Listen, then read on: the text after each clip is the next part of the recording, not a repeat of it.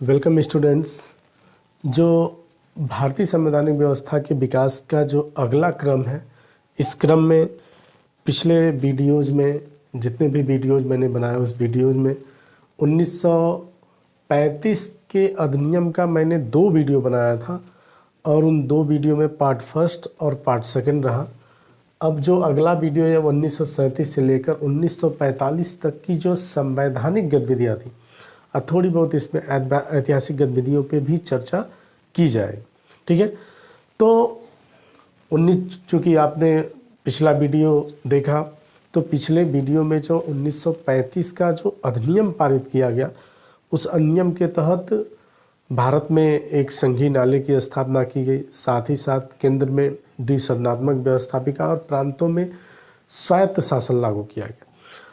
1935 के अधिनियम को आधार बनाकर प्रांतीय स्वायत्तता को लेकर 1937 में 11 ब्रिटिश प्रांतों में, फरवरी 1937 ईस्वी में 11 ब्रिटिश प्रांतों में चुनावों का आयोजन किया गया प्रांतीय स्तर पर प्रांतीय स्वायत्तता को लेकर, और जिसमें 11 प्रांतों में से कांग्रेस ने 5 में पूर्ण बहुमत की सरकार बनाई, 3 में मिलीजुली कांग्रेस की सरकार रही और Punjab, Bengal, north west frontier provinces और सिंध में मुस्लिम लीग, कृषक प्रजा पार्टी और फिर यूनियनिस्ट पार्टी की सरकारें रहीं। और जो भी वहाँ की लोकल कुछ पार्टियाँ थीं उनसे मिलके, सिंध में तो ब्रिटिश सरकार ने खुद दूसरी पार्टियों से मिलके, मुस्लिम लीग से मिलके और भी जो छोटी पार्टियाँ थीं उनसे मिलके वहाँ पे सरकार बनाने का कार्य किया।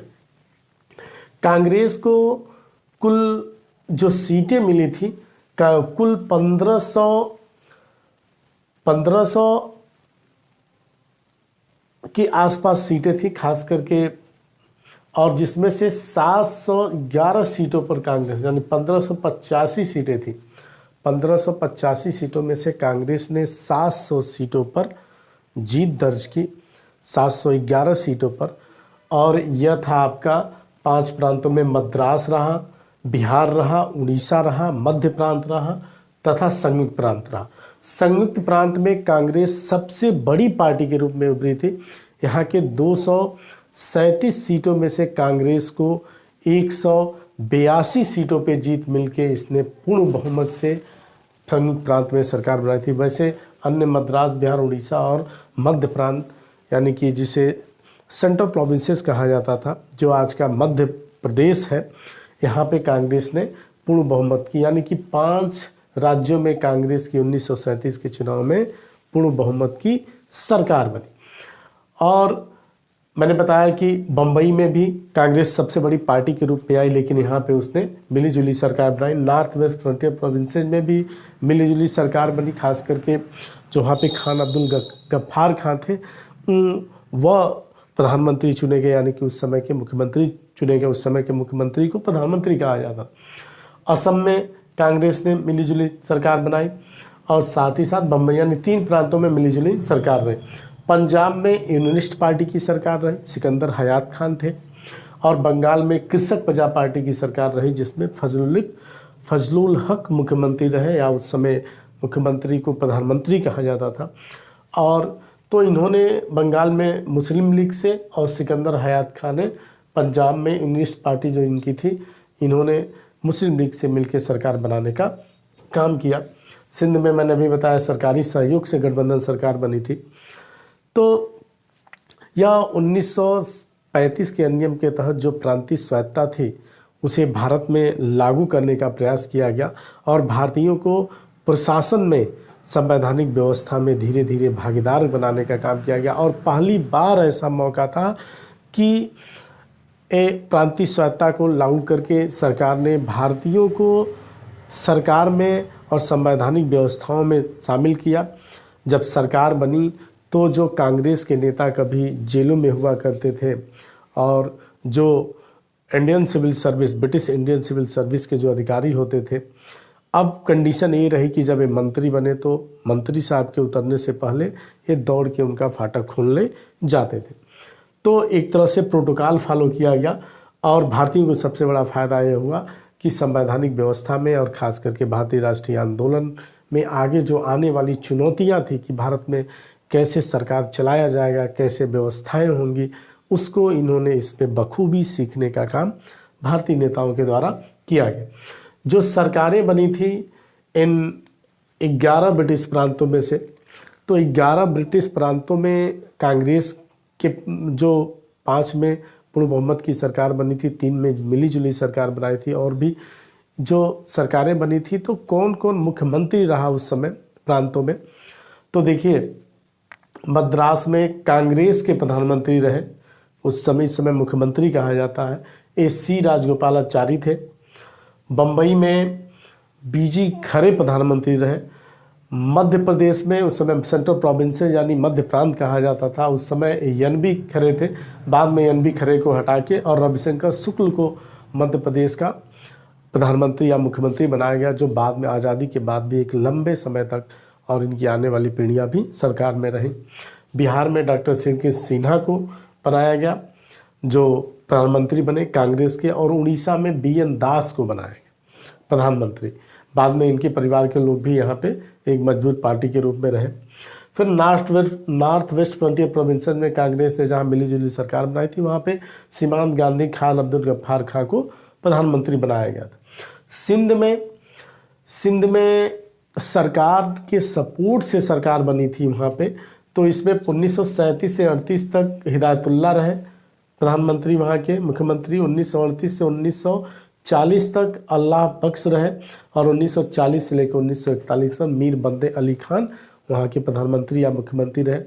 असम में जो कांग्रेस की मिलीजुली सरकार बनी थी, उसमें सादुल्ला को पहले मुख्यमंत्री बनाया गया था, बाद में इन्हें हटा के गोपीनाथ बारदोलई को प्रधानमंत्री या मुख्यमंत्री वहाँ का बनाया गया। पंजाब में सिकंदर हयात खान थे, मुस्लिम लीग और उनकी मिलीजुली पार्टी की सरकार थी। बंगाल में भी फजलुल हक और लोकल पार्टियों की मिलीजुली सरकार थी।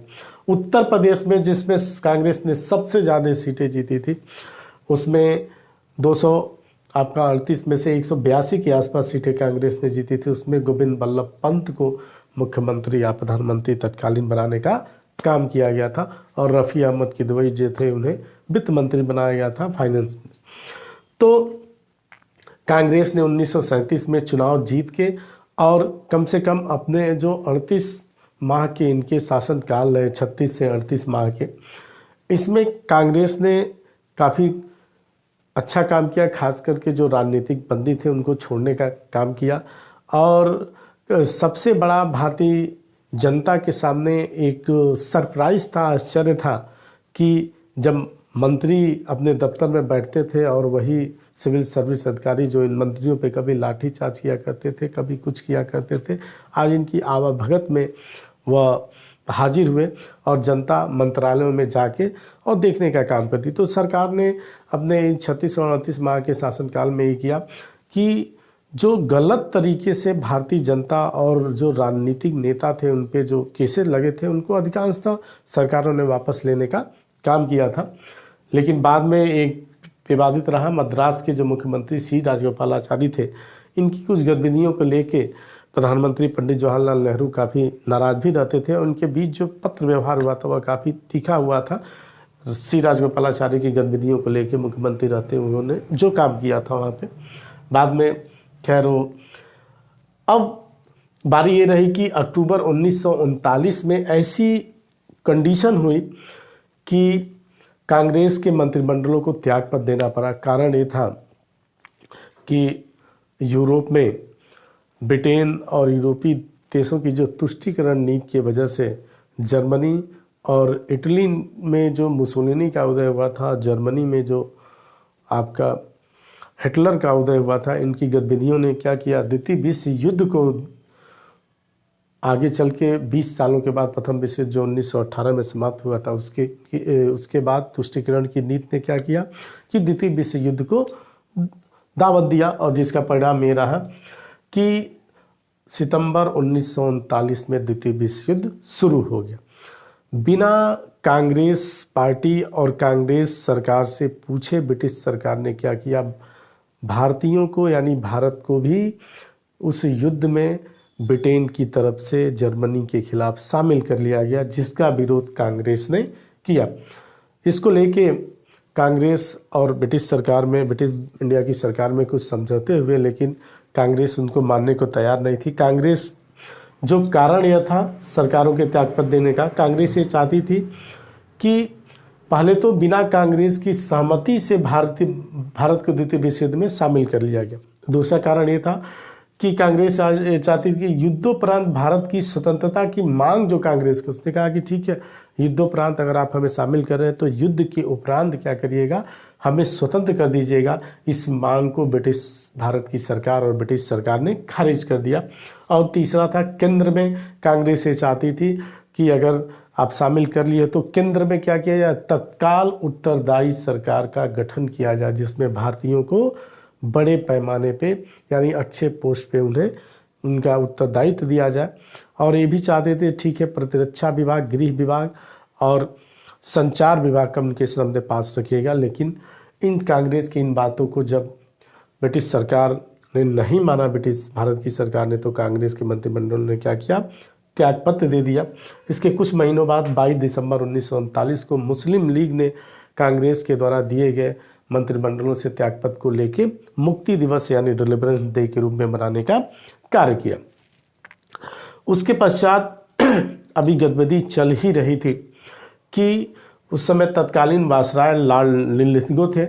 इन्होंने खास करके बाहरी जो गतिविधियाँ थी, एक्टिविटीज़ थी, यानी कि खास करके जब जापान का और जर्मनी जब काफ़ी अपने अग्रेसिव मोड में थे, अगर देखा जाए यूरोप में, तो 1940 के आसपास जर्मनी ने क्या किया, देखते ही देखते कुछ हफ्तों में फ्रांस को पूरी तरह अपने कंट्रोल में ले लिया। और दूसरे मोर्चे पे इधर जापान ने क्या किया, 1941 आते आते सिंगापुर, बर्मा, मलाया और भी जो साउथ ईस्ट एशिया के देश थे, इस पर कब्जा कर लिया। तो ऐसी परिस्थितियां बनी कि अमेरिका और दूसरे देशों ने, जो मित्र राष्ट्र थे, इन मित्र राष्ट्रों ने क्या किया कि ब्रिटेन पे दबाव डाला कि कम से कम भारतीयों को भी क्या किया जाए, भारतीयों को कुछ ऐसी सहूलियतें दी जाए और युद्ध में उनका सपोर्ट लिया जाए। तो और ख़ास करके अमेरिकी राष्ट्रपति डी रूजवेल्ट ने अपने एक प्रतिनिधि विल्सन को भारत भेजा था। और ख़ास करके जब 1942 में क्रिप्स मिशन आया था, क्रिप्स मिशन के प्रस्तावों पे चर्चा के लिए, और बहुत पहले से, चूँकि जब युद्ध स्टार्ट हो गया था, जापान ने इधर मित्र राष्ट्रों खास करके ब्रिटेन के जो साउथ ईस्ट एशिया में बर्मा, मलाया वलाया वगैरह थे, इन पे जब अधिकार करना स्टार्ट किया जापान ने, तो मित्र राष्ट्रों की सेनाएं खास करके अमेरिका, फ्रांस और ब्रिटेन की सेनाएं यहाँ पे उपस्थित हो गई थी। और जो लॉर्ड लिथगो था और ये चाहता था, और उस समय भारत सचिव लॉर्ड एमरी था, ये चाहते थे कि 1937 में कांग्रेस का जो प्रांतों में सरकार बना के जो इनकी हैसियत बढ़ाई गई है, उसको इसी समय कंट्रोल किया जाए। तो कंट्रोल करने के निमित्त उसने, और ख़ास करके बाहरी प्रेशर पड़ने के कारण, इसने एक प्रस्ताव रखा लॉर्ड लिथगो ने कि भारतीयों को कैसे भी हो मना के युद्ध में शामिल किया जाए। इसमें इसे अगस्त प्रस्ताव के नाम से जाना जाता है। इस प्रस्ताव को 8 अगस्त 1940 को तत्कालीन भारत के वायसराय लॉर्ड लिथगो के द्वारा रखा गया था। इसमें जो इस प्रस्ताव की पहली बातें थी, जो पहली शर्त थी, वह थी कि गवर्नर जनरल की ड्यूटी काउंसिल में भारतीयों की संख्या को बढ़ाया जाए। उसने कांग्रेस के सामने कहा कि गवर्नर जनरल की जो एग्जीक्यूटिव काउंसिल है, कार्यकारिणी परिषद, उसमें भारतीयों की संख्या को बढ़ा दिया जाए। इसके तहत उसने क्या किया कि 12 में से जो गवर्नर जनरल की कार्यकारिणी परिषद के 12 सदस्य हुआ करते थे, इसमें से 8 भारतीय सदस्यों को नियुक्त किया गया। वो भी क्या करते थे, सिर्फ सलाह देने का कार्य गवर्नर जनरल को कर सकते थे। दूसरा इस प्रस्ताव की बात ये थी कि एक युद्ध सलाहकार परिषद का गठन किया जाएगा। तो इस दौरान हल्की फुल्की एक युद्ध सलाहकार परिषद का गठन किया गया, जिसका कार्य बस यही होता था कि वह वायसराय को सलाह देने का कार्य करे। तीसरा, भारतीयों को अपना संविधान बनाने की छूट होगी। इस प्रस्ताव में कहा गया था कि भारतीयों को अपना संविधान बनाने की छूट होगी, लेकिन युद्ध की समाप्ति के बाद वयस्क मताधिकार के आधार पर ये भारतीय संविधान सभा का गठन किया जाएगा और भारतीयों को संविधान बनाने की छूट होगी। और जो चौथी बात थी इसमें अगस्त प्रस्ताव में था कि युद्ध की समाप्ति पर भारत में डोमिनियन स्टेटस मतलब औपनिवेशिक स्वराज दिया जाए। जबकि कांग्रेस क्या चाहती थी, कांग्रेस ये चाहती कि तत्कालीन हमें कंप्लीट इंडिपेंडेंट दिया जाए, पूर्ण स्वराज की मांग करें, नहीं तो कम से कम एक राष्ट्रीय सरकार का गठन किया जाए जिसमें 3 महत्वपूर्ण विभाग को छोड़ के बाकी भारतीयों के अधिकार में दे दिया जाए। तो ये था कहा कि युद्ध की समाप्ति के बाद डोमिनियन स्टेट औपनिवेशिक स्वराज दिया जाएगा। और कांग्रेस अलग चीज़ें चाहती थी, लेकिन इस बात को, अगर इन प्रस्तावों को देखा जाए और इन प्रस्तावों पे सरकार ने थोड़ा बहुत अमल करने का काम किया, तो ये प्रस्ताव न तो कांग्रेस को ही मान्य थे और न ही दूसरी तरफ मुस्लिम लीग को मान्य थे, क्योंकि इस समय कांग्रेस के अगेंस्ट मुस्लिम लीग को ब्रिटिश सरकार काफ़ी प्रेफरेंस दे रही थी, बढ़ावा दे रही थी और भारत की फूट डालो डिवाइड एंड रूल पॉलिसी को आगे बढ़ा रही थी। तो और जहां कांग्रेस इस बात पे अड़ी थी कि हमें कंप्लीट इंडिपेंडेंस से, पूर्ण स्वाधीनता से कम कुछ भी नहीं चाहिए, वहीं दूसरी तरफ मुस्लिम लीग यह कह रही थी कि भारत विभाजन, यानी अपने भारत विभाजन की मांग पर वह अड़िग रही, कही कि पहले भारत विभाजन की बात की जाए तब जाके और चीज़ों की बात की जाए, जिसको देखते हुए न इस पे कांग्रेस राजी हुई न मुस्लिम लीग राजी हुई, जिससे दोनों जो अगस्त प्रस्ताव रहा यह समाप्त हो गया। अगस्त प्रस्ताव समाप्त हुआ, सरकार अभी उसमें ऐसी गतिविधियां कर ही रही थी कि मैंने बताया इसी समय क्या है, 1941 के समय जापान ने साउथ ईस्ट एशिया में ब्रिटेन के अधिकांशतः उपनिवेशों पे कब्जा कर लिया, जिससे बाहरी दबाव पड़ने के, खास करके अमेरिकी दबाव पड़ने के कारण मजबूरी में 1942 ईस्वी में क्रिप्स मिशन भारत भेजना पड़ा। क्रिप्स मिशन भारत भेजने के पीछे एक छोटी सी कहानी है। 1939 की गर्मियों में खास करके जो क्रिप्स हुआ करते थे, और इस समय इटली, चूँकि 1940 में जो ब्रिटेन में सरकार बनी थी चर्चिल के नेतृत्व में, चर्चिल जो प्रधानमंत्री था, उसमें लेबर और कंजर्वेटिव पार्टी की मिलीजुली सरकार बनी थी। इसमें लेबर पार्टी की तरफ से 2 खास दावेदार काफ़ी प्रभावशाली व्यक्तित्व थे, जिसमें एटली का नाम था जो आगे चल के ब्रिटेन के प्रधानमंत्री बने, जिन्होंने भारत की स्वतंत्रता की घोषणा की, और दूसरे जो थे क्रिप्स थे। क्रिप्स नेहरू के काफ़ी खास दोस्त हुआ करते थे। तो इंग्लैंड में क्रिप्स का जो पैतृक गांव था फिलकिंस, वहाँ पे 1939 की गर्मियों में नेहरू और बीपी मेनन के साथ बैठ के क्रिप्स ने चर्चा की थी, और अपने चर्चा में कहा था कि अगर लेबर पार्टी की सरकार अस्तित्व में आती है पूर्ण बहुमत के साथ, तो ऐसा होगा कि मैं भारत को पूर्ण स्वतंत्रता के लिए और ख़ास करके वयस्क मताधिकार के आधार पर एक संवैधानिक सभा बनाने का प्रस्ताव रखूँगा, उसे दूंगा, और वह क्या करेगा, भारत में जो संविधान सभा होगी वह वयस्क मताधिकार के आधार पर बनी हुई संविधान सभा होगी जो अपना संविधान निर्माण का कार्य करेगी।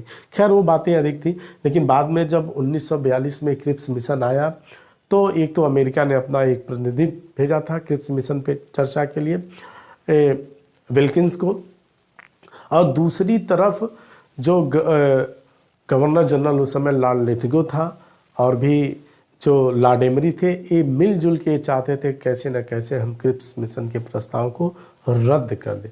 और जो चर्चिल के द्वारा क्रिप्स प्रस्ताव भेजा गया, क्रिप्स मिशन भेजा गया, उसमें ये था कि जो क्रिप्स थे, क्रिप्स को उस मसौदे के साथ, यानी जो उसमें लिखी हुई बातें थी उसके साथ उन्हें उस लीक से हट के बात नहीं करना था, उससे क्लू करके उन्हें भेजा गया था कि आप इन मुद्दों से हट के बात मत करिए। क्रिप्स ने चाहा कि इन मुद्दों से हट के बात किया जाए, और बात काफ़ी आगे बढ़ गई थी, लेकिन बाद में इसमें लिथगो और वेबल ने इंटरफेयर करके, और एमरी ने क्या किया कि क्रिप्स प्रस्ताव को ही डैमेज करा दिया, और क्रिप्स ने अपने सुर बदले और रातों रात क्या किया, उन्होंने सारे जो आरोप थे ज़बरदस्ती कांग्रेस पे मढ़े और क्रिप्स प्रस्ताव को असफल करके वापस चले गए। खैर वो अलग बातें हैं। अब क्रिप्स प्रस्ताव की जो यानी 1937 से लेकर 1945 तक की जो गतिविधियाँ हैं, इसमें पहला वीडियो था। इसके बाद हम लोग क्रिप्स प्रस्ताव से आगे बढ़ेंगे। क्रिप्स प्रस्ताव, बेबल योजना, शिमला सम्मेलन, इन सब चीज़ों को पढ़ते हुए ऐसे इस पर एक वीडियो और बने बनेगी जो 1945-1946 तक जाएगी। ठीक है, तब तक के लिए धन्यवाद। हमारे चैनल को सब्सक्राइब करिए।